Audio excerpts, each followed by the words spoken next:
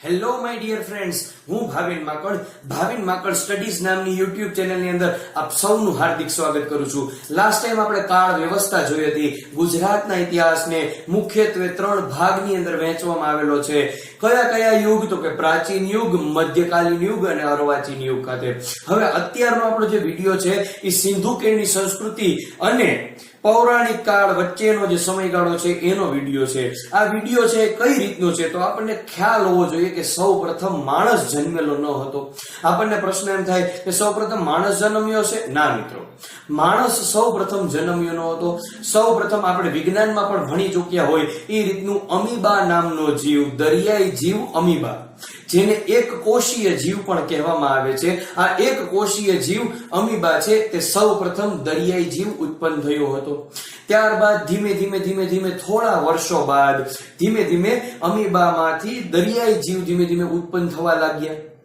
દરિયાઈ જીવ ઉત્પન્ન થવા પછી ત્યારબાદ ઘણા વર્ષો પછી પૃથ્વી ઉપર રહેતા જીવો ઉત્પન્ન થયા. ત્યારબાદ ધીમે પ્રાણીઓ, પક્ષીઓ, વાનરો ત્યારબાદ ઉત્પન્ન થયા. વાનરોમાંથી ધીમે આદિમાનવ આવ્યા અને આદિમાનવ માંથી ઘણા વર્ષો પછી મનુષ્યનો જન્મ થયો. આપણને એમ થાય કે માણસો છે કે આદિમાનવ છે કે વાનર છે ભારતમાં જ હશે? ના મિત્રો, આખા વર્લ્ડમાં હતા. પણ તે સમયની અંદર આપણે એવું માનવામાં આવે છે કે આદિમાનવ જે જન્મ્યો હશે તે દક્ષિણ આફ્રિકામાંથી ભારતમાં આવ્યો હશે. ક્યાંથી મિત્રો? દક્ષિણ આફ્રિકામાંથી. કોણ આવ્યો હશે? આદિમાનવ દક્ષિણ આફ્રિકામાંથી ભારત આવ્યો હશે. ત્યારબાદ ઘણા વર્ષોની પ્રોસેસ બાદ માણસ બન્યો હશે. હવે આપણને સીધો પ્રશ્ન થાય કે આ બધું તો સમજ્યા, પણ વર્ષો પહેલા તો ડાયનોસોર હતા. એટલા જ માટે ગુજરાતની હિસ્ટ્રીની અંદર ડાયનોસોર યુગ છે. ડાયનોસોર યુગ તો ઘણો બધો વિશાળ છે, પણ આપણે ગુજરાતની હિસ્ટ્રી જ્યારે જોતા હોય ત્યારે મુખ્યત્વે એક જ બાબત યાદ રાખવાની હોય છે ડાયનોસોર યુગમાંથી, અને તેમાંથી જ તમારે કોમ્પિટિટિવ એક્ઝામની અંદર માત્ર ને માત્ર એક જ પ્રશ્ન પૂછાશે કે ડાયનોસોરના ઈંડા સૌ પ્રથમ ક્યાંથી મળી આવ્યા હતા? આપણો બધાનો જવાબ હશે રૈયાલી ખાતેથી. તમે પણ જાણો છો, હું પણ જાણું છું, રૈયાલી ખાતેથી. પણ હકીકતમાં હવે પ્રશ્ન ચેન્જ કરી નાખે છે. હવે તમને કહેશે કે ગુજરાતના કયા જિલ્લામાંથી ડાયનોસોરના ઈંડા મળી આવ્યા હતા? અને રૈયાલી તો મિત્રો ગામ છે, જિલ્લો નહીં. અહીંયા પ્રશ્ન ઉદ્ભવે તો આપણે પૂરેપૂરું કન્ટેન્ટ સાથે યાદ રાખવું પડશે કે ગુજરાતની અંદર ડાયનોસોર યુગની અંદર માત્ર ને માત્ર એક જ બાબત કે ગુજરાત રાજ્યના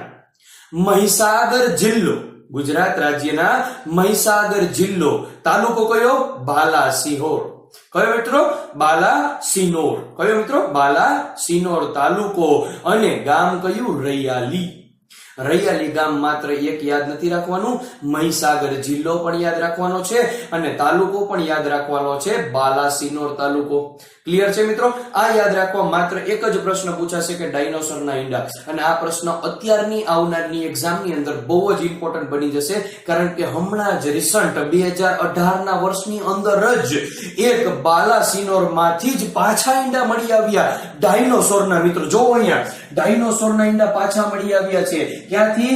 તો કે બીડમાં મુવાડા ખાતેથી ડાયનોસોરના પાછા ઈંડા મળી આવ્યા છે 2018 ની અંદર.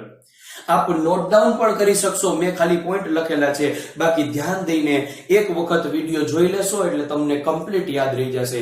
ડાયનોસોર યુગની અંદર માત્ર એક જ વસ્તુ યાદ રાખવાની છે, મહીસાગર જિલ્લો, તાલુકો બાલાસિનોર અને રૈયાલી ગામ ખાતેથી મળી આવ્યા હતા ડાયનોસોરના ઈંડા. ત્યારબાદ બીજું કશું જ યાદ રાખવાનું નથી.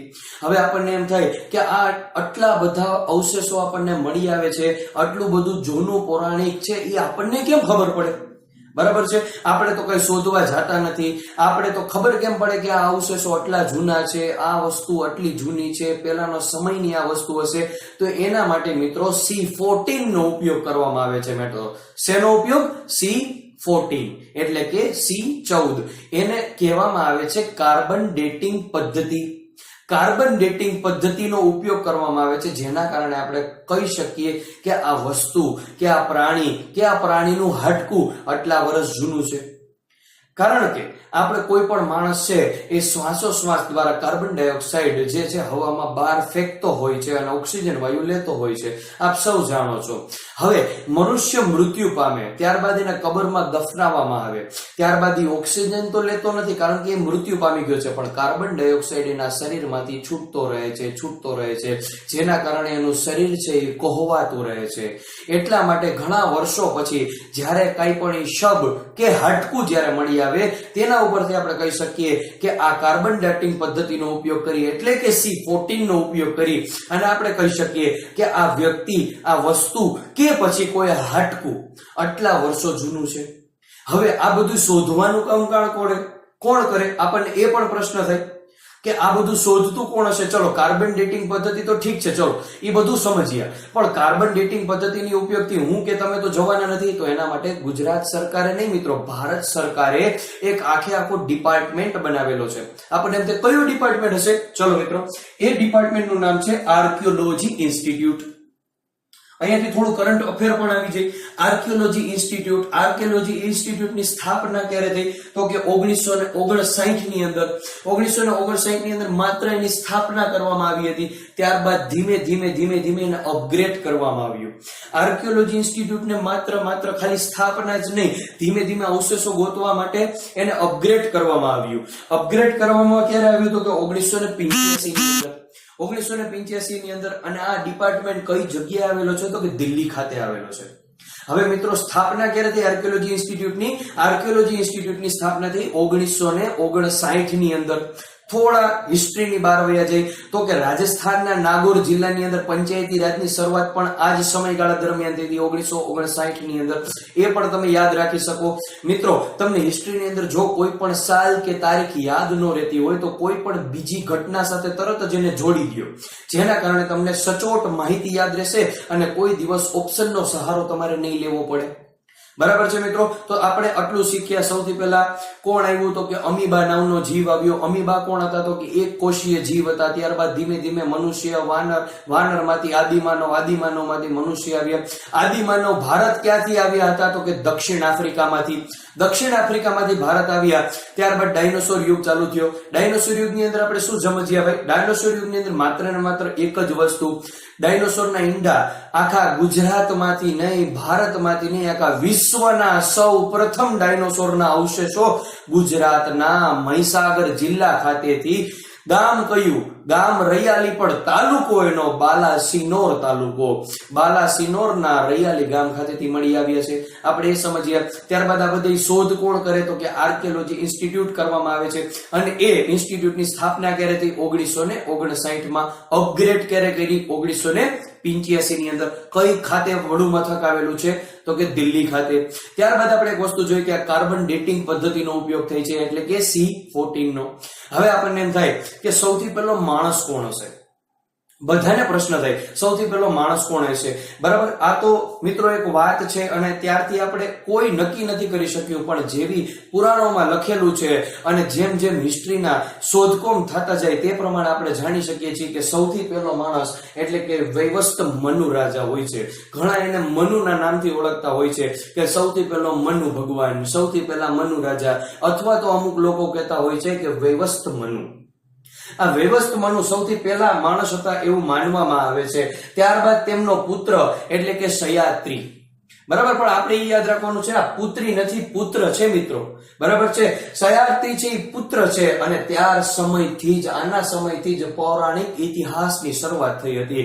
અહીંથી પ્રશ્ન બનશે મિત્રો કે પૌરાણિક ઇતિહાસની શરૂઆત કયા રાજાથી થઈ હતી? તો કે મનુ ભગવાન એટલે કે વૈવસ્ત મનુ રાજાના પુત્ર સયાતીથી થઈ હતી. સમજાય છે મિત્રો? હવે સયાત્રીને 2 પુત્ર અને 1 પુત્રી હતા. 2 બાળકો હતા, એક પુત્ર અને એક પુત્રી. બંને બાળકો મોસ્ટ આઈએમપી છે કોમ્પિટિટિવ એક્ઝામની દ્રષ્ટિએ. પુત્રનું નામ હતું આનર્થ અને પુત્રીનું નામ હતું સુકન્યા. પુત્ર આનર્ત હતો એ સમયનો રાજા હતો અને આનર્ત એકદમ બલવાન રાજા હતો.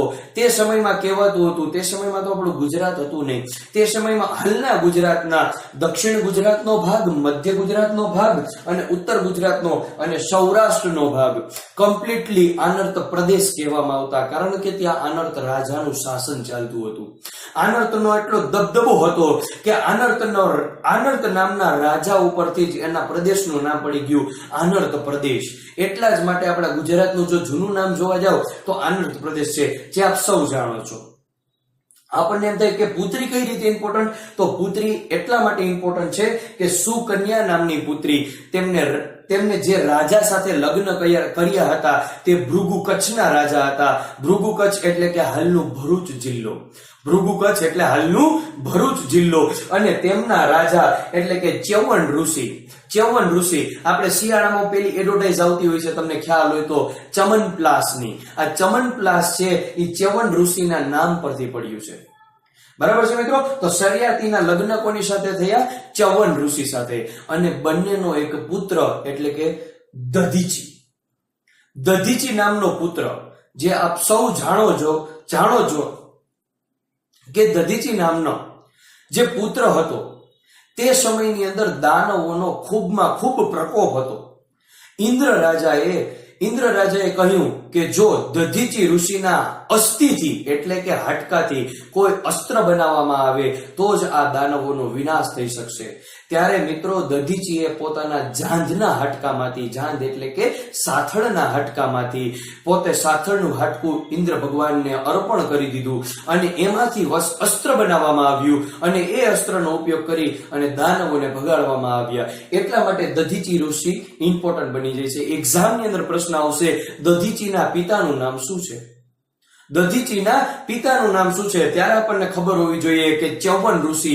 ચ્યવન ઋષિની પત્નીનું નામ એટલે કે સુકન્યા અને સુકન્યાના ભાઈનું નામ એટલે કે આનર્ત અને ગુજરાતનું જૂનું નામ આનર્ત હતું. અને આપણે બંને પુત્રો કોના હતા? તો કે શયાતીના. એના પિતા કોણ હતા? તો કે મનુ રાજા હતા. ત્યારબાદ આપણે જોઈએ, ત્યારબાદ આનર્તની આપણને સીધો પ્રશ્ન બને કે આનર્ત પ્રદેશ તો હતો, પણ આનર્તની તે સમયની અંદર રાજધાની કઈ હતી? આનર્તની રાજધાની હતી કુશસ્થલી. કુશસ્થલી ત્યારની રાજધાની હતી મિત્રો. જેમ કે આપણે અત્યારે ગુજરાતની કઈ છે? તો કે ગાંધીનગર. જ્યારે ગુજરાત બન્યું ત્યારે કઈ હતી? તો કે અમદાવાદ. એ જ રીતે આનર્ત પ્રદેશની તે સમયની રાજધાની કઈ હતી? કુશસ્થલી હતી. એટલે ખાસ યાદ રાખજો મિત્રો. અને તરત જ પ્રશ્ન અહીંયાથી નીકળશે મિત્રો કે દધીચી ઋષિનો આશ્રમ ગુજરાતમાં ક્યાં આવેલો છે? તો કે સાબરમતી નદીના કિનારે આશ્રમ આવેલો છે. બરાબર છે મિત્રો? સાબરમતી નદી સાબરકાંઠા જિલ્લાની અંદરથી પ્રવેશે છે. આપ સૌ જાણતા હશો. અને ગુજરાતની ભૂગોળના હું જ્યારે વિડીયો બનાવીશ તેની અંદરથી આખી નદી તંત્ર ડીપમાં કવર કરીશ. પણ અત્યારે ખાલી તમે એટલું યાદ રાખી લ્યો કે સાબરમતી નદીના કિનારે આશ્રમ આવેલો છે. કોનો? દધીચી ઋષિનો, જેણે ઇન્દ્ર ભગવાનને પોતાના જાંઘનું હાડકું આપેલું હતું અસ્ત્ર બનાવવા માટે મિત્રો. હવે આપણે જોઈએ કે આનર્ત રાજા ત્યારે એ સમયની અંદર રાજ કરતા હતા. આનર્તનો પુત્ર રૈવત. મોસ્ટ એમપી મિત્રો, મોસ્ટ એમપી આ પ્રશ્ન રહેશે આપણા માટે કે કૃષ્ણ ભગવાને કયા રાજા ઉપર ગુજરાતમાં હુમલો કર્યો હતો? કૃષ્ણ ભગવાને હાલમાં તો કે રૈવત રાજા ઉપર હુમલો કરેલો હતો. રૈવત કોનો પુત્ર હતો? તો કે આનર્તનો પુત્ર હતો. રૈવત ક્યાંનો રાજા હતો? રૈવત આનર્ત પ્રદેશનો એટલે કે ગુજરાતનો રાજા હતો. શ્રી કૃષ્ણ ભગવાને આના ઉપર એટલે કે રૈવત ઉપર હુમલો કર્યો હતો. અને એવું માનવામાં આવે છે કે હાલનો આપણો જુનાગઢ જિલ્લાની અંદર આવેલો ગિરનાર પર્વતનું નામ જૂના સમયની અંદર રૈવતક હતું. તો કદાચ આ રૈવત નામના રાજા ઉપરથી પડ્યું હશે. લાસ્ટ ટાઈમ આપણે વાત કરેલી હતી કે ગિરનારની અંદર એક ઊંચું શિખર આવેલું છે જેનું નામ છે ગુરુ શિખર. 3117 જેમની ઊંચાઈ છે. બરાબર? એ ગિરનારનું નામ રૈવતક પડ્યું તો આ રૈવત રાજા ઉપરથી પડ્યું હશે. અને રૈવત રાજા ઉપર હુમલો કરનાર હતા શ્રી કૃષ્ણ ભગવાન. રૈવત રાજાને હરાવી દીધા. ત્યારબાદ તેમની રાજધાની કુશસ્થલીમાંથી કાઢી અને દ્વારાવતી કરવામાં આવી. દ્વારાવતી શ્રી કૃષ્ણ ભગવાને રાજધાની સ્થાપી. દ્વારાવતી એટલે કે હાલનું દેવભૂમિ દ્વારકા અને તેનું મુખ્ય મથક છે ખંભાળિયા. આપ સૌ જાણતા હશો, શ્રી કૃષ્ણ ભગવાને હુમલો કર્યો રૈવત રાજા ઉપર. રૈવત રાજાને હરાવી અને કુશસ્થલી રાજધાની મિટાવી દીધી, દ્વારાવતી સ્થાપી દીધી. મિત્રો, દ્વારાવતી સ્થાપી દીધી. આપ સૌ જાણતા જશો. એ જ રીતે શ્રી કૃષ્ણ ભગવાનની કમ્પ્લીટ ડિટેલ હું નેક્સ્ટ વિડીયોની અંદર કવર કરવાનો છું. પણ અત્યારે આપણે એ યાદ રાખવું પડશે કે પહેલાના સમયની અંદર શ્રી કૃષ્ણ ભગવાન એ રૈવત રાજાને હરાવી દીધા. ત્યારબાદ તે સમયની અંદર કાં તેમનું મસ્તક કાપી નાખવામાં આવતું અને કાં એમની સાથે રિલેશન બનાવી લેવામાં આવતું હતો. એટલા જ માટે જો રિલેશન બનાવી દેવામાં આવે, જેના કારણે હવેનો કોઈ રાજા બીજા કોઈ રાજા ઉપર એટલે કે શ્રી કૃષ્ણ ઉપર તે હુમલો કરી ન શકે. એટલા જ માટે તે પોતાનો પુત્ર અને કોઈ રાજાની પુત્રી સાથે વિવાહ કરાવી દેતા, જેના કારણે હવે સંબંધી થઈ જાય છે અને સંબંધી ઉપર કોઈ હુમલો કરે નહીં. એટલા જ માટે શ્રી કૃષ્ણના મોટા ભાઈ એટલે કે બલરામ, શ્રી કૃષ્ણના મોટા ભાઈ બલરામ સાથે લગ્ન કરવામાં આવ્યા. કોના? તો કે રેવતીના. પણ હવે પ્રશ્ન પાછો ઉદ્ભવે કે રેવતી કોની પુત્ર હતી, કોની પુત્રી હતી રેવતી? તો આપણે સીધો પ્રશ્ન ઉદ્ભવે તો તે સમયનો છેલ્લો શાસક રૈવત કુકુદમીની પુત્રી એટલે કે રેવતી. ઘણી બુકોની અંદર એવું લખેલું છે કે રૈવતની પુત્રી રેવતી હતી. ના મિત્રો, એ થોડીક પ્રિન્ટિંગ મિસ્ટેક હશે. રૈવતની પુત્રી રેવતી ન હતી. રૈવત એના પછી રાજા થઈ ગયા. છેલ્લો શાસક હતો રૈવત કુકુદમી અને એની પુત્રી રેવતી. પણ બધી જ બુક વાળાએ આ કુકુદમી શબ્દ કાઢી નાખ્યો છે અને સીધી રૈવતની પુત્રી રેવતી લખી છે. તો આપ સૌ ખાલી અહીંયા પોઈન્ટમાં એક ધ્યાન રાખજો કે રૈવત પછી એક રાજા થઈ ગયો જેનું નામ હતું રૈવત કુકુદમી અને એની પુત્રી એટલે કે રેવતી. રેવતીના લગ્ન કોની સાથે થયા હતા? તો કે બલરામ સાથે, જે કૃષ્ણ ભગવાનના મોટા ભાઈ હતા. હવે અત્યારના સમયમાં કોનું શાસન છે? તો કે રૈવત રાજાને હરાવી દીધા. હવે કૃષ્ણ ભગવાનનું શાસન છે અને કૃષ્ણ ભગવાને તેમની રાજધાનીનું નામ દ્વારાવતી રાખેલું છે, એટલે કે હાલનું દ્વારકા, અને મુખ્ય મથક છે ખંભાળિયા. બરાબર. હવે આપણે મિત્રો નેક્સ્ટ વિડીયોની અંદર શ્રી કૃષ્ણ ભગવાન વિશે વિથ ડિટેલની અંદર સમજશું અને ત્યારબાદ ધીમે ધીમે એક એક વંશ વિશે અને ત્યારબાદ સિંધુ ખીણની સંસ્કૃતિ વિશે, જે ગુજરાતમાંથી મળી આવેલા નગરો, ભારતમાંથી તો આપણે ભારતની હિસ્ટ્રીમાં કવર કરશું, પણ ગુજરાતમાંથી મળી આવેલા નગરો વિશે આપણે ડીપમાં સમજશું. Thank you friends.